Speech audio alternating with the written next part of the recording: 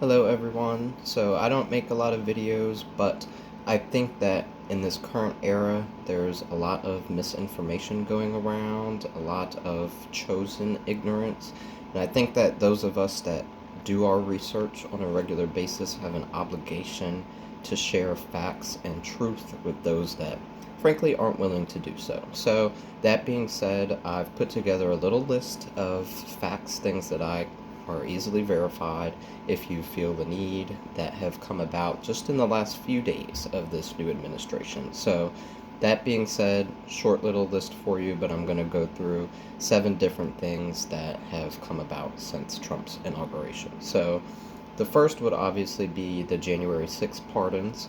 1,500 people pardoned from the January 6th coup attempt.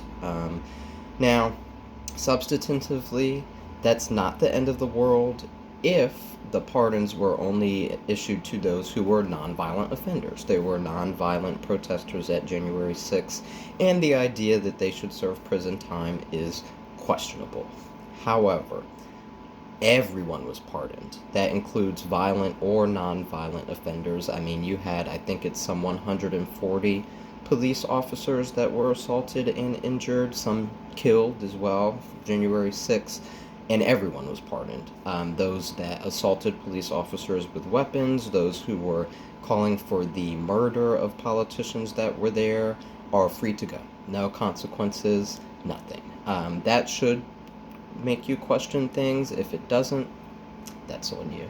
Next, we're going to move on to the proposed war with our neighbors. So that would be Canada and Mexico, but so far action has been taken towards Mexico. So what Trump has done is classified the Mexican cartels, drug cartels, as terrorist organizations.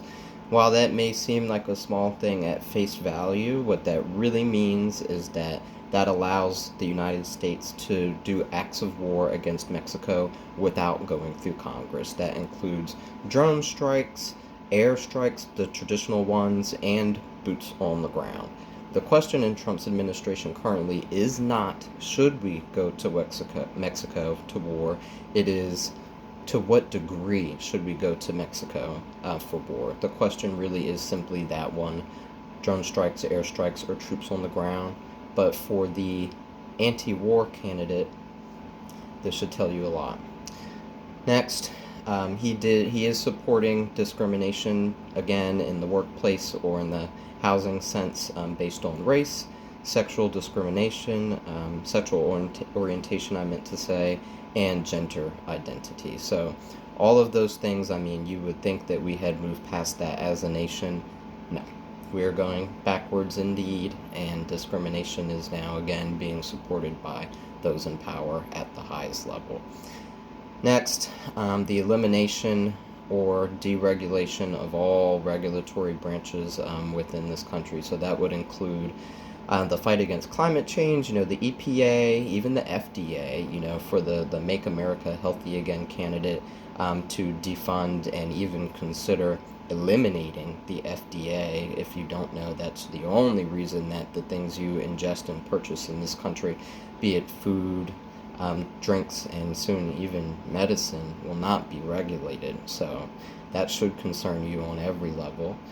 Medicare as well. While Medicare has not been eliminated, the issue given so far has been to cut that back, to make that unavailable or much harder to apply for. So that will affect millions of Americans as well. Incredibly unfortunate, but that's the direction that we're heading. And next, interestingly enough, this administration is now supporting the death penalty to some fanatic degree for some reason. The issue given was to now pursue the death penalty in, and I quote, all possible cases.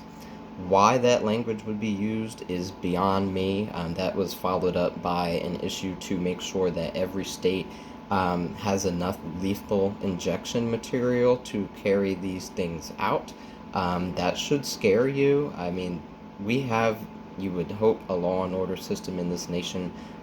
Life in prison is one thing, but why we need to pursue the death penalty at a higher level is a step back towards barbarism. So And lastly, I just found this interesting that Trump chose to release a statement attacking the bishop that served at the church service that he was at on Inauguration Day.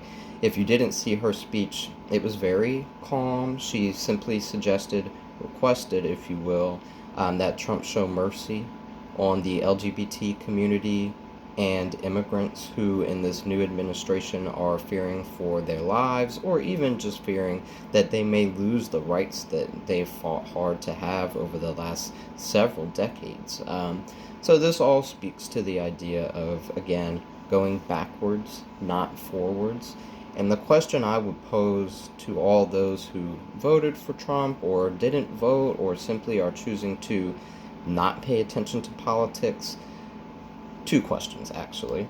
One would be why. Why you feel that it's okay to ignore everything that's going on in the country that you live in as if it doesn't affect you. And even if you don't believe it affects you, I promise you it affects the people around you, those that are actually working to keep themselves, afloat and have a decent life that they want to live. We're watching these things get more difficult, which would lead me to the second question, which is those that I know did vote for Trump and those that have supported him through his first and now second term seem to be under the impression that this man is going to make the cost of living easier, that he's, going to be the people's candidate and work for every American. Everything that I've just given you is exactly to the opposite of that point. I've yet to find positives yet in this second administration with Trump. I can give credit where credit is due. There were things that Trump did in his first term that were positive, and I'm sure there will be some things in the second term that are positive. But what you people were promised was on day one a series of executive orders that would address the issues in this country, and that is not what's been done. The executive orders that have been passed so far are to the detriment of regular Americans. That doesn't even say to speak of what's coming, according to the president, on February 1st, which would be these sweeping tariffs, both against our neighboring countries, Canada, Mexico, and China. If you haven't done your research yet and don't know how tariffs work, please do so, and you will come to understand that this, in addition, will be to the detriment of all Americans, unless you're already wealthy and rich, of course, and a business owner. But tariffs are paid by the American people. I mean, what he's proposing is flat 25% tariffs on everything that comes from Mexico and Canada, which is completely unreasonable. Not to say that tariffs are always unreasonable. They have their uses, but they have to be done thoughtfully and with intention, and that's not what this is. This is a power play that will, at the end of the day, affect the cost of goods in this country, not just the other countries. It's just going to skyrocket. It's not a beneficial thing, and that's the light version. The tariffs that he's proposing on China are approaching 60%, and again, they're not focused to the degree of just this product or that product. It's everything that you send over, and if you're not aware that China is the leading producer of most everything that we use in this country, that is incredibly detrimental.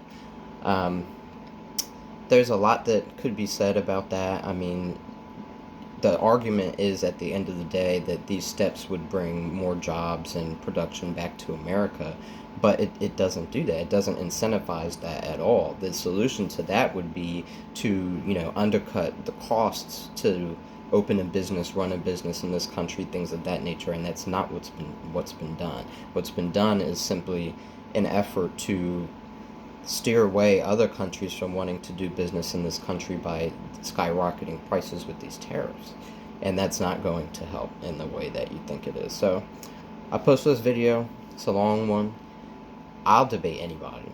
My question to you, if you disagree with anything that I say, tell me, bring me your facts, bring me the research that you've done, explain to me why you think I'm mistaken or why you think these things may be inaccurate, and I will hear you. If you can't do that, then I need you to really internalize these things, think about the direction this country is going, and keep your eyes open. Don't be blind to what's happening in this nation, because it's going to affect you just as much as the next person. Unless you're like Trump's administration and oligarchy, where you already have all the money you could possibly need in the world and you don't have a worry in life, then you should be concerned.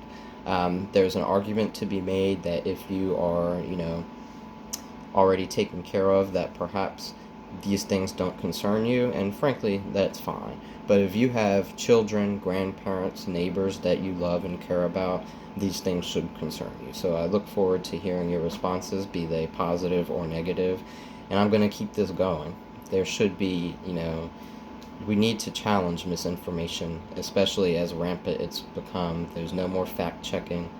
The arms of the media are not serving the interest of regular people. They are always going to serve themselves, whether they're Democrat or Republican. So it's our responsibility to speak the truth, both to each other and to power. That's all I got for you today. Have a good one.